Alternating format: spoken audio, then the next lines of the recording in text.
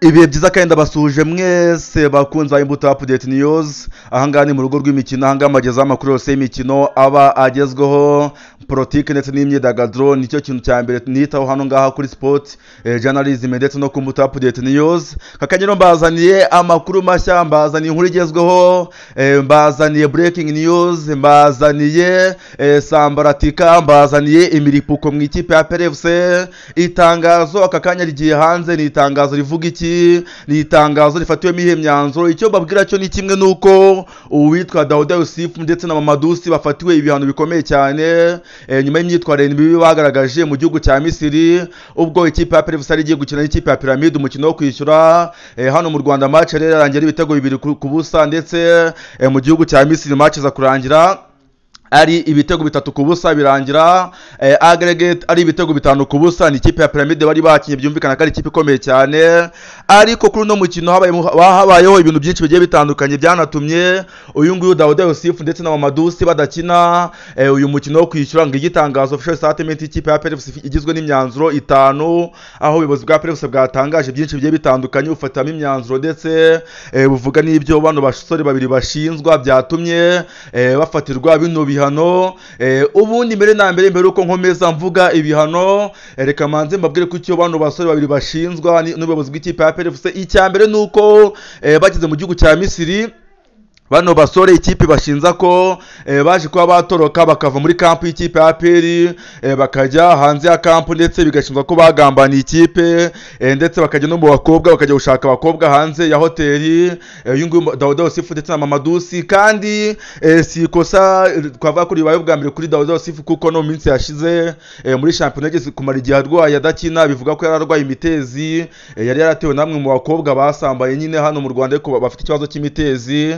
Nubwo ari amakuru ariyo hanze y'ikibuga, ariko siri n'ubundi bari amakuru avugwa ku muhanda, bari amakuru ahari. Rero iki cyaha cyaje no kongera kugaruka mu gihugu cya Misiri, ubwo bashinzwe gutoroka bakajya hanze ya staff bakajya gushaka abakobwa. Kandi Mamadusi murabizi neza ubw'ikipe ya PRFC ari muri Tanzania, yaragiye muri Sikafa Kagame Cup. Mamadusi akagaruka ni Kigali, muzi uko byagenze, muzi ahantu yagiye kurebera umupira, ubuyobozi bwa PRFC bukabyibaza bukabaza impamvu umwana nka Mamadusi ajya kurebera umupira mu kabari karimo indaya. Bikavugwa ko bamwe mu bagenti be banazwi cyane, havugwamo Ishimwe Rikara wari wamujyanye muri ako kabari. Kandi ubuyobozi bwa PRFC muri protection y'abakinyi bayo bo ubwo bumva ko nta mukinyi wabo wajya mu kabari, wajya kwijandika mu bakobwa. Ariko uyu Mamadusi yarebeye umukino ahantu hari abakobwa benshi, ubuyobozi bwa PRFC bubyibazaho. Rero iki cyaha baje no kongera kugikora hariya mu gihugu cya Misiri, birangira ubuyobozi bwa APR bubafashe rwose, bafatira ibihano birangira badakiye n'umukino wa Pyramide.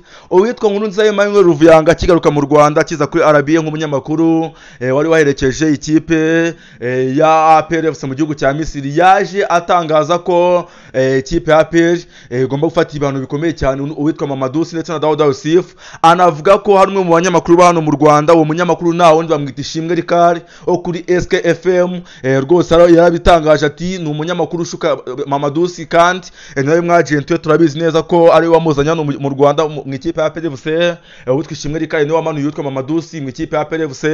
Bisobanura neza ko rero ari umushuka, dore ko n'unguyu Mamadusi kugira ngo aze asaba imbabazi ubuyobozi bwa PRFC, azasaba imbabazi ikipe, ahubwo abanje kugisha inama uwo munyamakuru akaba n'umwagenti we wari uri hano mu Rwanda, akamugisha inama ngo y'icyo gukora, aho kugira ngo abanze avugishe ikipe ya PRFC. Biza kurangira uwo munyamakuru rwose amugiye inama itari nziza, amugiye inama itamufasha, kandi nk'umuntu ufite mu nshingano, nk'umuntu wamuzanye mu ikipe, yakagombye kuba yaramugiye inama yo kumufasha, igatuma uyu mukinyi yiyunga n'ikipe, igatuma uyu mukinyi asaba imbabazi. Ni umwana muto cyane Mamadusi, bigaragara ko afite ahazaza heza, ariko ubona ko abantu bamurebera inyungu, abagenti be abamuzanye hano mu gihugu cy'u Rwanda, bivugwa ko banafata amafaranga mwe ku mushahara, barimo bamuroha rwose, barimo bamujyana mu bintu bitari ibyo. Akaba ariyo mpamvu rero ikipe ya PRFC mufatiye ibihano bikomeye cyane. Rero abenshi ndabizi mutegereje kumva ngo ibyo bihano ni ibihe.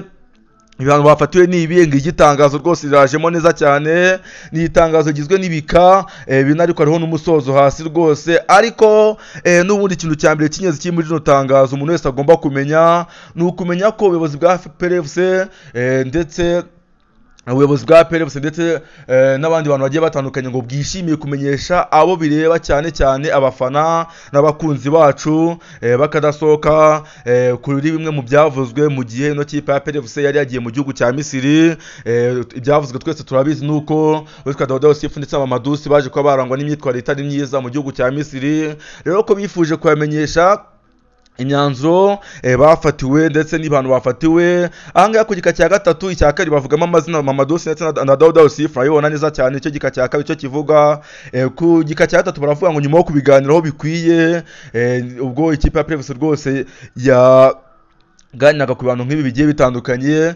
Ku gika cya gatatu bavuga ko babiganiraho bakasanga aba bahungu barakoze amakosa, ariko bifuza ko babaha iminsi 30 y'igihano cy'iminsi 30, ubundi bakaba bakora iperereza ryimbitse cyazarangira kino gihano cy'iminsi 30 bakazafatirwa ibihano n'ikipe. Bivuze ko iminsi 30 bahawe igihano si ibihano ubundi twavuga bya nyabyo, ahubwo ni ibihano byo gutuma abantu basore bakorerwaho iperereza ryimbitse cyangwa se iperereza rya nyaryo, ubundi bakazofatirwa ibihano mu masaha make, mu minsi mike iri imbere, mu minsi 30. Ariko n'ubundi turabizi ikipe ya APR guhaye ibihano akenshi abari nko kukwirukana, kuko murabizi ibihano bahaye Adil Elad Mohamed bakamubwira ngo amaye iminsi 30 ngo yo kwitekerezaho, biza kurangira ikipe imwirukanye. Rero turabizi ko ikipe ya APR rwose guhaye ibihano yiguhagaritse iminsi 30, n'ubundi nta kabuzi n'inka yakwirukanye nuko ibanza gushyira official statement hanze yuko wirukanwe, ariko nyamukandagira yiguhaye igihano nk'iki ngiki.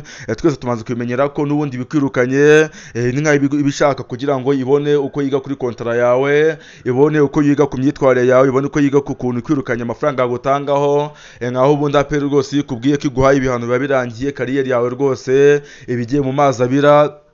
Rero abakunzi ba PRFC munizeye ko mwishimye, mumenye imyanzuro ifatiwe bano basore banyu Daouda Youssef na Mamadouci. Abasore bose baziye rimwe baje ku ngoma ya Wapampe, rwose baje bigaragara ko ari abasore bazagenderwaho, abasore bazatanga icyizere, kandi n'ubundi nta bakinyi beza rwose, nta bakinyi bagenderwa. Ariko muri APR turabizi ko discipline niyo ya mbere, ibindi byose bikaza nyuma. Mu ikipe ya APR turabizi ko kuba uzi umupira ariko nta discipline barakwirukana rwose, bakazana undi mukinyi. Muri APR ni ikipe y'ingabo, ni ikipe gisirikare. Discipline is a much better than performance or talent. Ahangaha rwose baproforoma ko iyo umuntu afite discipline na tara yayigira, kandi umupira wawe ukawugira ukawukina neza.